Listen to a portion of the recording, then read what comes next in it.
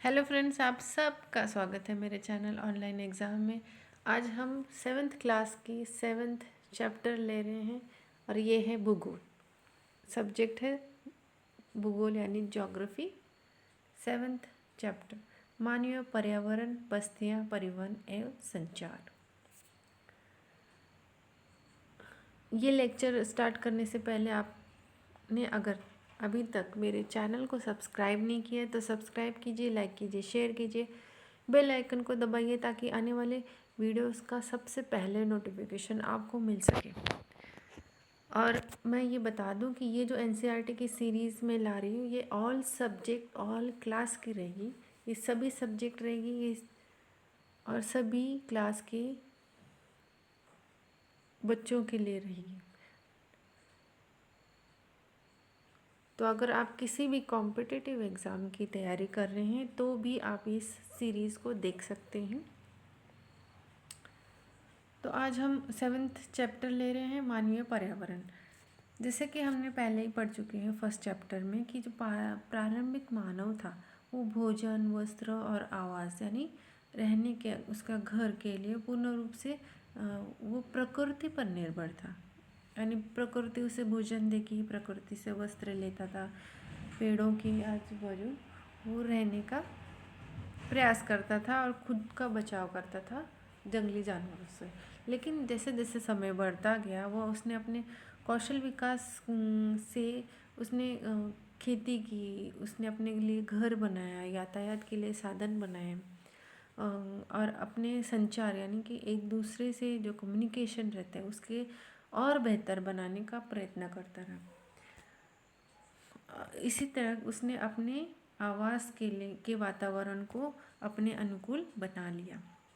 बस्तियाँ, हम ये 7th क्लास के बच्चों के लेवल के बुक पढ़ रहे हैं तो हो सकता है कि आपको ये लगेगा कि ये बहुत ही सिंपल सा है, लेकिन ये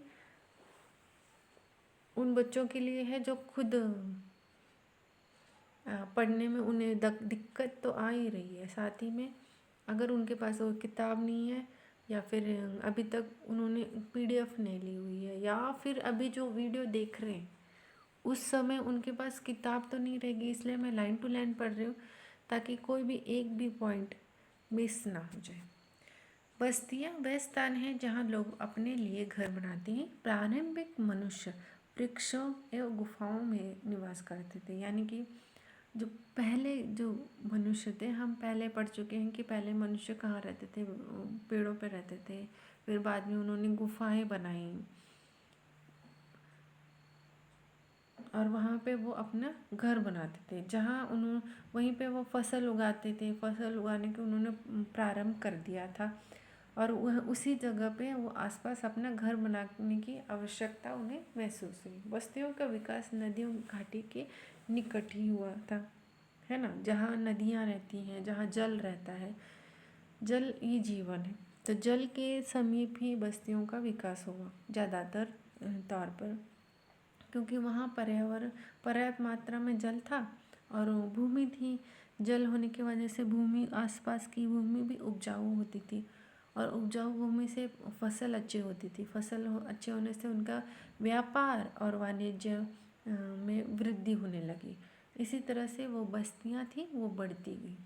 नदी घाटी के निकट ही बस्तियाँ पनपने लगी एवं सभ्यता का विकास हुआ। और इसी तरह से सभ्यता का विकास हुआ क्योंकि जो नदी घाटी के समीप की जो भूमि रहती है वहाँ पे वहाँ की मिट्टी बहुत ही उपजाऊ रहती है। नदियाँ अपने साथ जो मिट्टी बहा के लेके आती है वो बहुत ही उपजाऊ रहती है। तो सिंधु सभ्यता, हड़प्पा संस्कृति आपने सुना ही होगा, तो वो जो इतनी बड़ी सभ्यता थी वो भी एक किसी नदी मतलब सिंधु नदी के पास ही उन्होंने अपनी बस्तियाँ बसाई थी। नदी घाटी के निकट बस्तियाँ पनपने लगी एवं सभ्यता का विकास हुआ। क्यों?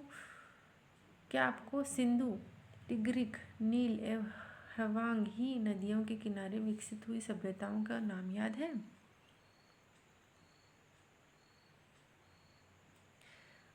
इस बॉक्स में हम पढ़ रहे हैं कि ये वे स्थान जहाँ भवन तथा बस्तियाँ विकसित होती है उसे बसाव स्थान कहते हैं। आदर्श बसाव स्थान के लिए अनुकूल वातावरण होना चाहिए, जल होना चाहिए, वहाँ पे अच्छी भूमि होनी चाहिए, अच्छी मिट्टी होनी चाहिए ताकि वो फसल उगा सके।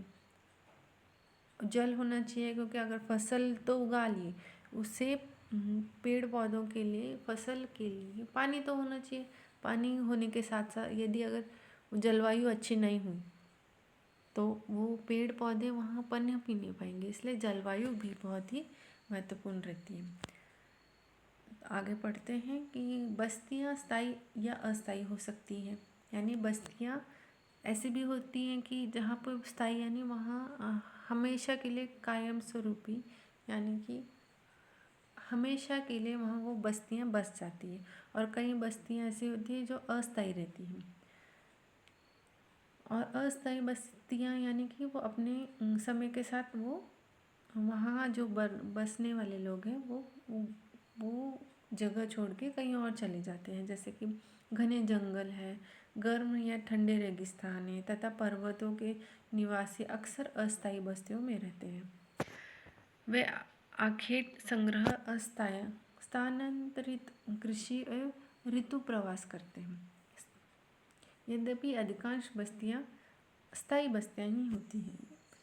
वैसे तो सभी बस्तियाँ स्थायी बस्तियाँ ही होती है, लेकिन कई बस्तियाँ ऐसी होती है जो अस्थायी होती है। आपने केदारनाथ सुना होगा, केदारनाथ 6 महीनों के लिए बंद हो जाता है, तो उसी के साथ उसके आसपास की जितनी भी बस्तियाँ हैं वो भी अपने वहाँ के लोग भी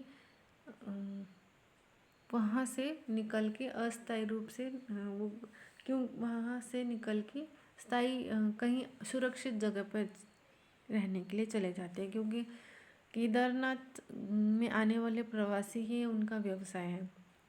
प्रवासी नहीं रहेंगे तो उनका व्यवसाय भी नहीं चलेगा। इस वजह से हो सकता है कि वो वहाँ से कुछ लोग अस्थायी रूप से वहाँ बसते होंगे, समय के साथ वो अस्थायी रूप से जलवायु के कारण अलग जाकर जगह पे जाकर रहते होंगे।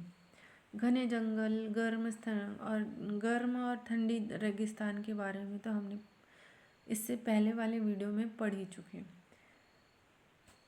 और ज़्यादातर बस्तियाँ अस्थायी रहती हैं। जैसे गंगा घाट की आजू बाजू की जो बस्तियाँ थी वो पूरी रूप से स्थायी बस्तियाँ ही रहती थी, और वहाँ पे लोग जो अपना घर बना के रहते थे। यहाँ पे जो चित्र दिया गया है वो मानवीय बस्ती का चित्र है। ऋतु प्रवास क्या होता है? लोग के मौसमी आवेग को ऋतु प्रवास कहते हैं। मौसमी आवागमन को ऋतु प्रवास करते हैं। यानी कि जैसे मौसम बदलता है वो ऋतु प्रवास करते हैं। जैसे अब भी कहा केदारनाथ में 6 महीने के लिए केदारनाथ मंदिर बंद हो जाते हैं, तो वहाँ के लोग 6 महीने के लिए वहाँ से स्थलांतरित होकर कहीं और जाके रहते हैं, और यही प्रवास ऋतु प्रवास रहते हैं। ये लोग अपने साथ साथ पशुपालन भी करते हैं, और मौसम के परिवर्तन के अनुसार वो नई जगहों पे पशु को चारागाह की खोज के लिए निकल जाते हैं। ठीक है, यहाँ पे एक मेरी नाम की लड़की है, उसने अपने बारे में उसके बारे में बताया कि उसका जन्मदिन था। केक काटने के लिए उसने मित्रों को बुलाया था। वहाँ एक गुरप्रीत नाम का जो उसका मित्र था उसकी प्रतीक्षा कर रही थी। आखिरकार उसने थक हार कर गुरप्रीत वहाँ पहुँच ही गया, लेकिन अधिकतर क्यों पहुँचा, बहुत ज़्यादा यातायात में ट्रैफिक जाम था, इस वजह से वो लेट पहुँचा। मेरी की माँ ने गुरप्रीत के पीठ थपथपा के हुए गहरी सांस भरी और कहा कि ओह, हमारे शहर में तो बहुत प्रदूषण है। तो प्रवास हालांकि गांव से आया है प्रसाद, जो कि प्रसाद नाम का एक लड़का है जो अभी अभी वो गांव से आया है। उसने कहा कि शहरों में इतना प्रदूषण और इतना यातायात, इतना जाम क्यों होता है? शहरों में बड़ी आबादी के कारण दिन प्रतिदिन यहाँ पे जो है जो वाहन हैं, यातायात के साधन हैं, उनकी संख्या में वृद्धि होती है। इस कारण यहाँ में प्रदूषण होता है। और फिर वो मेरी पूछती है कि लोग शहर पे क्यों आते हैं, तो माँ ने कहा कि लोग नौकरियों के लिए, अच्छी शिक्षा के लिए, चिकित्सा के लिए, यानी कि हॉस्पिटल के लिए, अच्छी दवाइयों के तलाश में वो शहरों में आते रहते हैं। और शहरों में इस कारण जनसंख्या बढ़ती है। मेरी ने फिर पूछा कि यदि इतनी जनसंख्या शहरों में आते रहेंगे तो सारे लोग कहाँ रहेंगे, ऐसे उस मासूम सी लड़की ने पूछा। तो मिस थॉमसन ने कहा कि यही कारण है कि अधिकांश जनसंख्या में गर्दी बस्तियां, अवैध कब्जे वाली बस्तियां दिखाई देती हैं। मुझे अधिकांश शहरों में अवैध बस्तियां दिखाई देती हैं। अवैध यानी जो खुद की खरीदी हुई नहीं रहती, कहीं वह बस्तियां रहती हैं, वहाँ पे भीड़ भाड़ रहती है, अस्वच्छता रहती है, अस्वस्थता भी रहती है। और ऐसे शहरों में जल और विद्युत की कमी होना एक सामान्य सी बात है।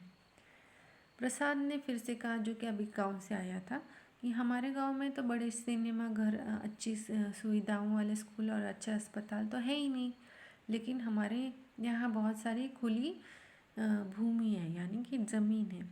वहाँ सांस लेने लायक ताज़ी हवा मिलती है।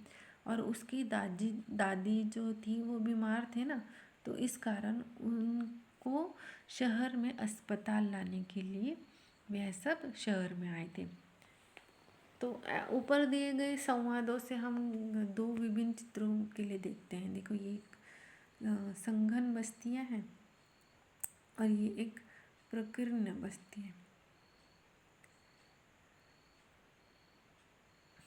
तो हम इन दोनों चित्रों में क्या देखते हैं, एक तो ग्रामीण और शहरी बस्तियां। देखिए, गांव की बस्तियां कैसी होती हैं, यहाँ के लोग कैसे रहते हैं। तो एक कृषि करते हैं, पशुपालन करते हैं, दस्तकारी करते हैं, पशुपालन करते हैं, वानिकी करते हैं।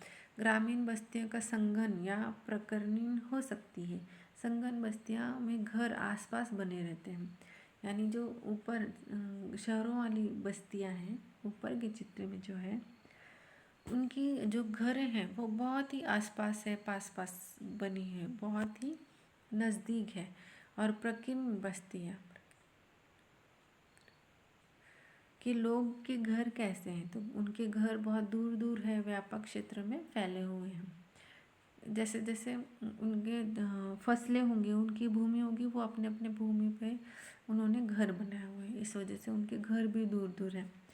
इस प्रकार की बस्तियों का प्रमुख रूप से कहाँ होती है, पहाड़ियों के क्षेत्रों में होती है, घने जंगल में होती है, अति विषुक जलवायु वाले क्षेत्रों में पाई जाती है। ग्रामीण क्षेत्रों में लोग अपने पर्यावरण के अनुकूल घर बनाते हैं।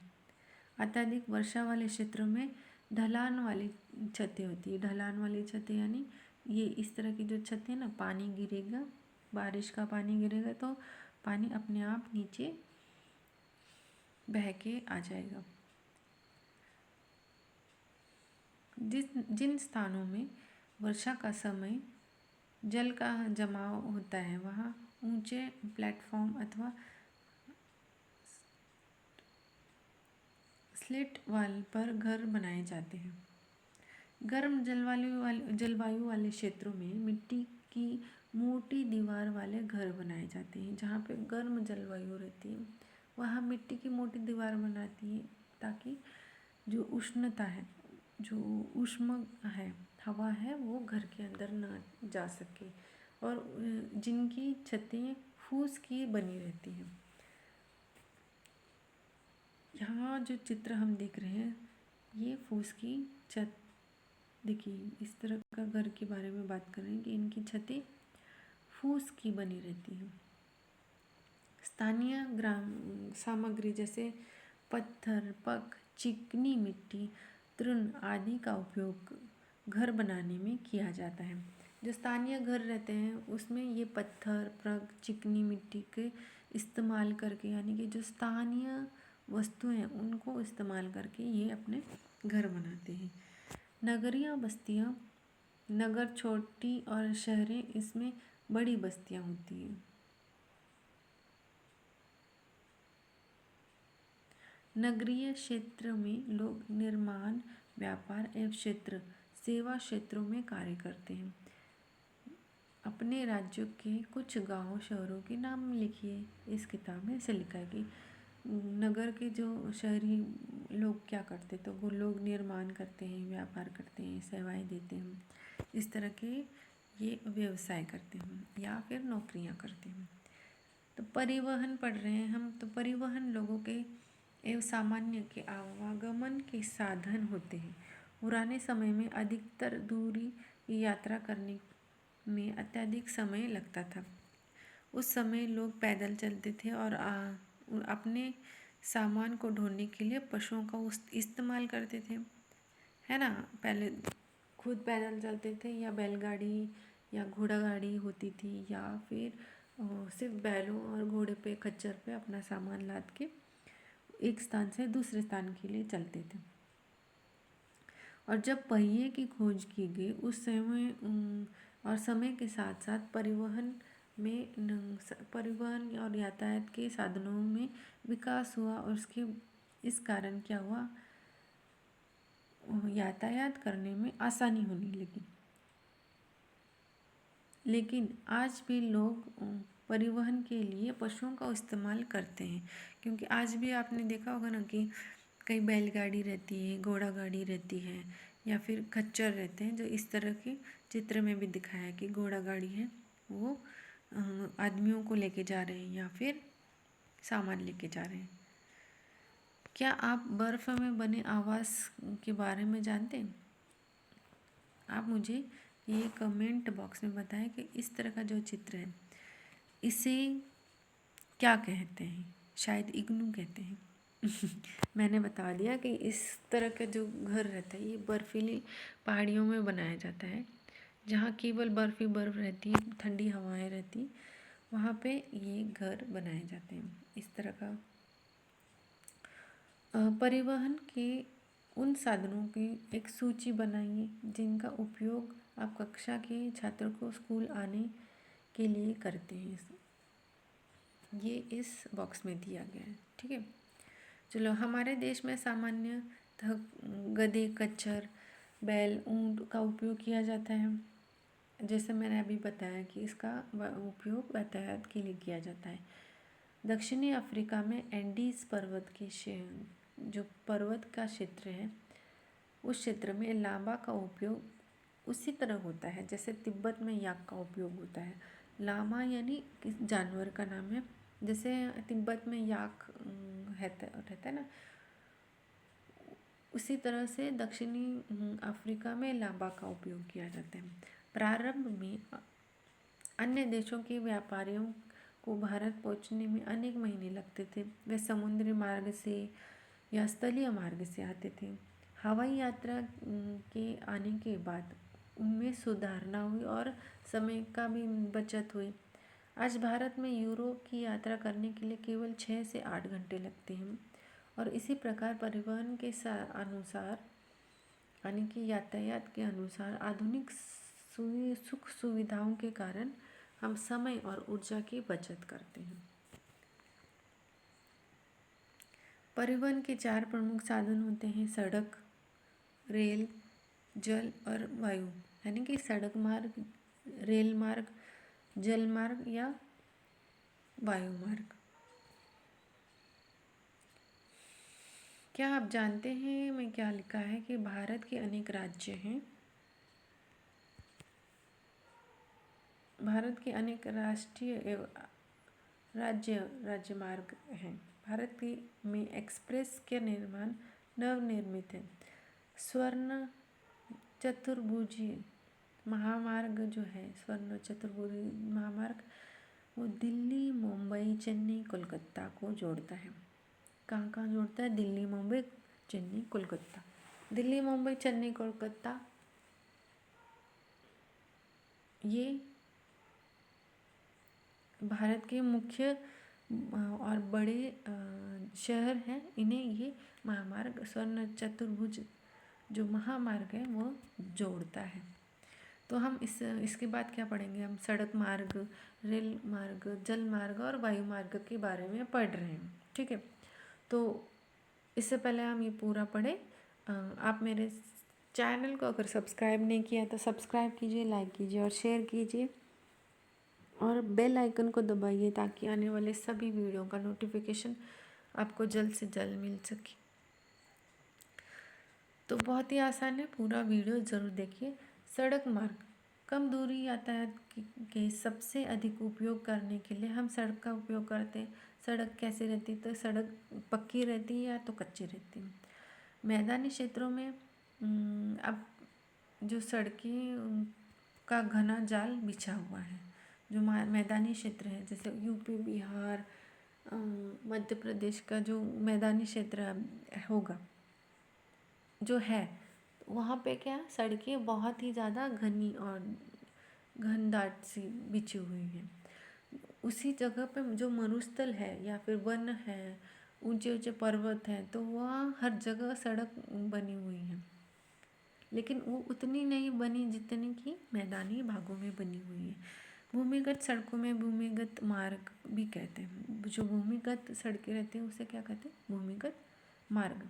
सब वे, फ्लाईओवर, उत्पत्ति संचालन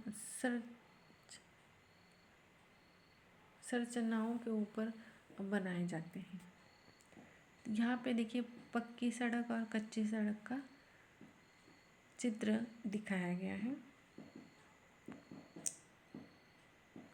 रेल मार्ग के द्वारा तीव्रता से या कम समय और कम खर्च में लोग एक जगह से दूसरी जगह तक जा सकते हैं। और ये रेल कैसे रहती है, वाष्प के ईंधन की खोज जब हुई थी, औद्योगिक क्रांति हुई थी, उस समय में रेल परिवहन का तीव्र विकास हुआ और जिसकी सहायता करने में, मतलब हमें यातायात करने में आसानी हुई। ये डीजल या विद्युत मुझे यानी कि बिजली पे चलती, इनकी जो इंजन रहता है ये एक तो डीजल पे चलता है या फिर लाइट पे चलता है। और व्यापक रूप से वाष्प के इंजनों के स्थान ले चुके हैं। मतलब पहले क्या होता था, वाष्प का इंजन था, तो वो अब पूरी तरह से बंद हो गया। सुपर फास्ट जो रेलगाड़ियाँ हैं वो भी अब भारत जैसे देशों में आ चुकी है और ये परिवहन और गति के यानी कि बहुत ज़्यादा तीव्र गति से एक स्थान से दूसरे स्थान पे जाती हैं, जिस कारण हमारा समय भी बचत होता है और खर्च भी कम लगता है। मैदानी भागों में रेल मार्गों का जाल व्यापक रूप से फैला हुआ है। उन्नत औद्योगिक कौशल से दुर्गम पहाड़ी क्षेत्रों में भी रेल मार्ग बनाना संभव हो गया है। यानी कि हमारे अब तकनीक इतनी अच्छी हो चुकी है कि दुर्गम जो पहाड़ियाँ होती हैं बड़ी, उन पहाड़ियों को काट के भी हम रेल मार्ग बनाने में संभव हो गए हैं। लेकिन इनकी संख्या अब भी बहुत कम है। भारतीय रेल मार्गों का जाल भली भांति विकसित है। ये एशिया का सबसे बड़ा जो रेल है, ये एशिया का सबसे बड़ा रेल मार्ग है।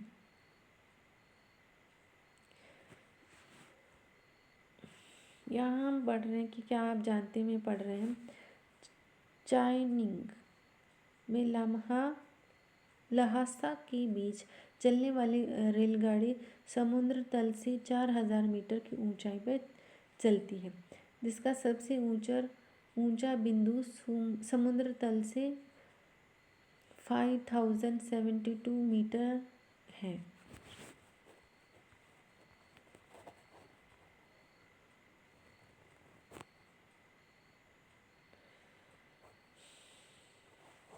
ये जो चित्र है इसमें क्या बताया कि विश्व का सबसे जो लंबा रेल मार्ग है उसके बारे में बताया है। ट्रांस साइबेरियन, ये कहाँ पे है, ट्रांस साइबेरियन, देखिए यहाँ पे लिखा है ट्रांस साइबेरियन रेल मार्ग विश्व का सबसे लंबा रेल मार्ग है जो पश्चिमी यूरोप से सेंट पीटर्सबर्ग से प्रशांत महासागर तट पर स्थित व्लादिवोस्तोक तक जाता है। ट्रांस साइबेरियन रेल मार्ग कौन सा? ये ट्रांस साइबेरियन रेल मार्ग ये विश्व का सबसे बड़ा रेल मार्ग है।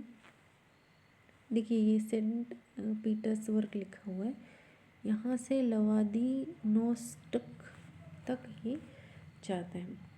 अब हम जल मार्ग पढ़ रहे हैं, तो आप पहले ही पढ़ चुके हैं कि प्रारंभिक समय में, पहले के समय में जो यातायात था वो जल मार्ग का भी उपयोग करते थे। अधिकतर दूरी और भारी और बड़े सामान जो रहते हैं, बड़े बड़े सामान, बड़ी बड़ी जो बड़े आकार का जो सामान था उसे ढोने के लिए सबसे आसान तरीका क्या था? तो जल मार्ग था। नहीं, आपने सुना होगा ना, भारत की खोज भी जल मार्ग से की गई थी। नहीं, ये किसने की थी? उनका नाम आप कमेंट सेक्शन में दीजिए, ये आपका होमवर्क है। ये मुख्यतः दो प्रकार के हैं, अंतर्देशीय जलमार्ग और समुद्र मार्ग। नाव्य नदियों एवं झीलों का उपयोग अंतर्देशीय जलमार्ग के लिए किया जाता है। कुछ महत्वपूर्ण अंतर्देशीय जलमार्ग कौन से हैं? तो गंगा और ब्रह्मपुत्र की नदियाँ तंत्र हैं। उत्तरी अमेरिका में ग्रेट लेक एवं अफ्रीका में नील नदी। गंगा ब्रह्मपुत्र नदी तंत्र, उत्तरी अमेरिका में ग्रेट लेक एवं अफ्रीका में नील नदी ही बहुत ही महत्वपूर्ण अंतर्देशीय जलमार्ग हैं। समुद्र एवं महासागरीय मार्गों का उपयोग सामान्य रूप से व्यापार के लिए, माल के यानी कि सामान का एक स्थान से दूसरे स्थान तक ले जाने के लिए, वैसे ही एक देश से दूसरे देश तक ले जाने के लिए इसका उपयोग करते हैं। ये मार्ग पत्तनों से जुड़े हुए है ना, ये मार्ग बंदरगाहों से जुड़े रहते हैं। विश्व के कुछ महत्वपूर्ण पत्तन हैं, कौन से हैं? तो देखिए, एशिया में सिंगापुर ये है। मुंबई एक महत्वपूर्ण है, बंदरगाह है। उत्तरी अमेरिका में न्यूयॉर्क और लॉस एंजल्स, एक मिनट, हाँ यहाँ पे न्यूयॉर्क और लॉस एंजल्स। दक्षिणी अमेरिका में रियो डी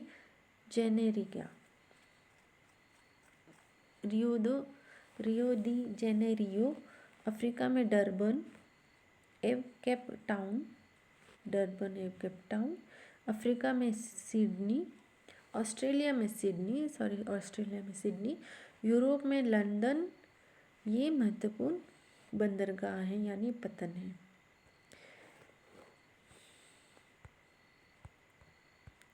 वायुमार्ग पढ़ रहे हैं, तो वायुमार्ग सबको ही मालूम है, ये हेलीकॉप्टर, प्लेन से एक स्थान से दूसरे स्थान पे जाते हैं तो उसे वायुमार्ग कहते हैं।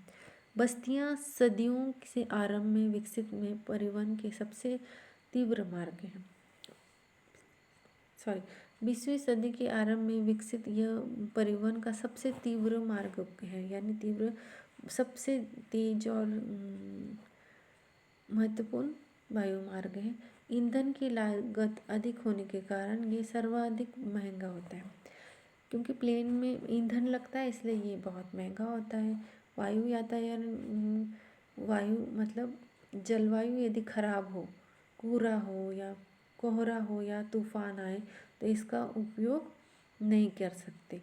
और इसी के साथ ये साधन अकेला साधन है जो सर्वाधिक दुर्गम स्थानों पे पहुंच सकता है ना। बहुत ही ऊंचे ऊंचे पहाड़ों तक ये जा सकता है, ऊंचे बहुत दूर तक जा सकता है। विशेष रूप से जहाँ सड़कें या रेल मार्ग नहीं है वहाँ पे भी ये यातायात वायु मार्ग से हम जा सकते हैं। जैसे हेलीकॉप्टर अगम्य स्थानों पे संकटकालीन स्थिति में भी लोगों के बचाव के लिए जाता है। हमने देखा होगा ना, आप ये टीवी पे जब आपातकाल आता है, बाढ़ आती है, तो वहाँ पे ऐसे ऐसे जगहों पे भी हेलीकॉप्टर चला जाता है जहाँ पे सड़क से हम नहीं जा सकते या रेल मार्ग से उस समय नहीं जा सकते। और उस आपातकालीन समय पे हम भोजन, जल, कपड़े, दवाइयाँ, आटे आदि को हम बांट सकते हैं उपयोगी जिन्हें उनकी ज़रूरत हो। कुछ महत्वपूर्ण वतन यानी कौन कौन से हैं, तो Delhi, Mumbai, New York, London, Paris इत्यादि ये महत्वपूर्ण एयरपोर्ट्स हैं, वतन हैं। अब संचार के बारे में पढ़ रहे हैं। तो संचार यानी क्या? कम्युनिकेशन। कम्युनिकेशन के लिए हमें क्या चाहिए सबसे पहले बताओ। तो कम्युनिकेशन के लिए हमें भाषा का आना बहुत ज़रूरी है। और कम्युनिकेशन के लिए सबसे पहले ज़रूरी क्या है?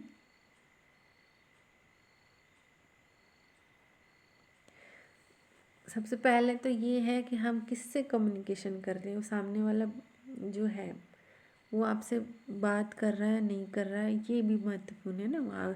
आप बात कर रहे हो, वो सुन ही नहीं रहा, तो क्या कम्युनिकेशन है। तो इसलिए हमें कम्युनिकेशन में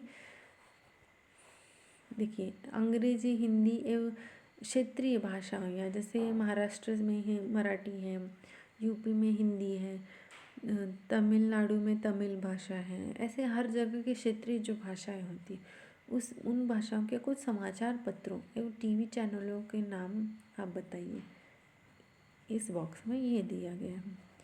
तो उसी तरह संचार दूसरों को पास अपनी सूचना पहुंचाने के लिए, मतलब हम जो बात करना चाहते हैं वो अपनी सूचना पहुंचाने के लिए, उसे हम संचार कहते हैं। तकनीकी विकास के कारण मानव ने संचार के नए नए तीव्र साधनों का विकास कर लिया है। संचार के क्षेत्र में विकास में विश्व की सूचना क्रांति आ गई है। मतलब विश्व में सूचना क्रांति आ गई किसके? कम्युनिकेशन के विकास के लिए के कारण सूचना प्रदान करने के लिए, शिक्षा और मनोरंजन के साथ के लिए संचार के विभिन्न साधनों का उपयोग होता है। ये कौन से हैं? तो समाचार पत्र हैं, टेलीविज़न है, रेडियो है। इसके द्वारा हम बड़ी संख्या में लोगों के साथ संचार यानी कि कम्युनिकेशन कर सकते हैं ना। आप देखा होगा टीवी चैनल पे, जिसके कारण हम बहुत ज़्यादा बड़ी मात्रा में लोगों तक पहुंच सकते हैं। रेडियो बहुत एक ही समय में बहुत लोगों तक पहुंच जाता है। समाचार पत्र भी उसी तरह से।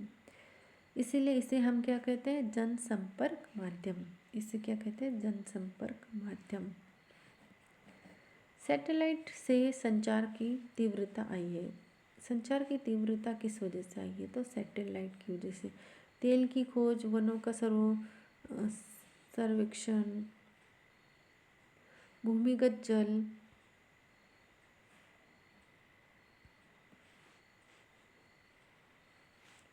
खनिज संपदा, मौसम पूर्वानुमान, आपदा चेतावनी, ये सब क्या बताते हैं? ये सब कौन बताता है? तो ये सैटेलाइट बताती है। सैटेलाइट की सहायता से हमें इन सब का पता चलता है। अब हम इंटरनेट के माध्यम से भी इलेक्ट्रॉनिक मेल या ईमेल भेज सकते हैं ना। तो आजकल हम इंटरनेट का उपयोग सभी जानते हैं।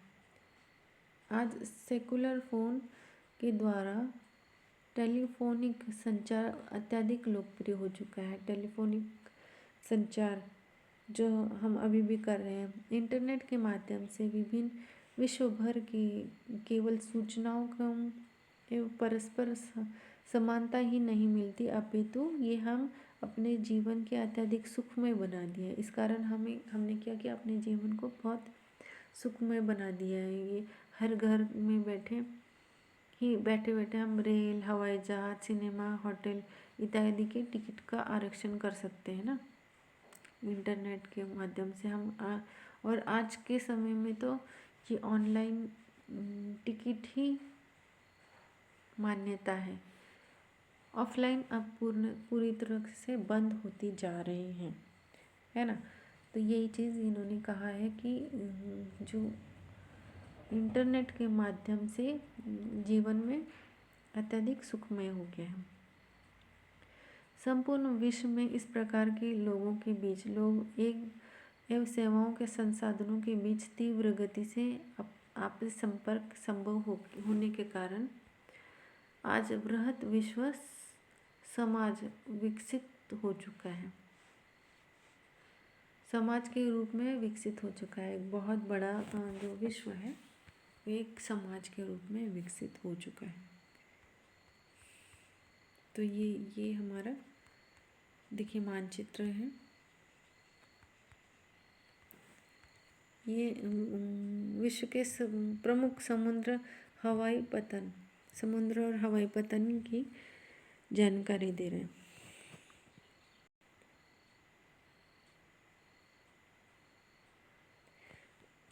देखिए ऑस्ट्रेलिया में सिडनी है, प्रशांत महासागर, हिंद महासागर है। तो आज हमने क्या क्या पढ़ा देखिए। तो हमने कम्युनिकेशन के बारे में पढ़ा, फिर मार्ग के बारे में पढ़ा, जल मार्ग है, रेल मार्ग है, सड़क मार्ग है। और उससे पहले हमने जो मानव बस्तियाँ कैसी है थी उन बस्तियों के बारे में पढ़ा कि एक शहरी बस्तियाँ हैं, गाँव की बस्तियाँ हैं, और ये बस्तियाँ भी स्थायी रहती है, कुछ अस्थायी बस्तियाँ रहती हैं, है ना। तो आज हमने मानवीय पर्यावरण, बस्तियों, परिवहन एवं संचार के बारे में पढ़ा है। तो इसके जो क्वेश्चन आंसर है ये जल्द ही उसका वीडियो भी अपलोड हो जाएगा। तो ये पूरा वीडियो देखने के लिए धन्यवाद। साथ ही मेरे चैनल को सब्सक्राइब कीजिए, लाइक कीजिए और शेयर कीजिए, ताकि और बेल आइकन को दबाइए ताकि आने वाले वीडियो का नोटिफिकेशन आपको जल्द से जल्द मिल सके।